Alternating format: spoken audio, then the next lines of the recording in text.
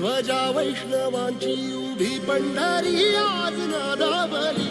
तुझे नाव ओटी तुझे रूप ध्यानी जीवाला तुझी आस गा लागली. जरी बाप साऱ्या जगाचा परी तू आम्हाले कराची विठू माऊली.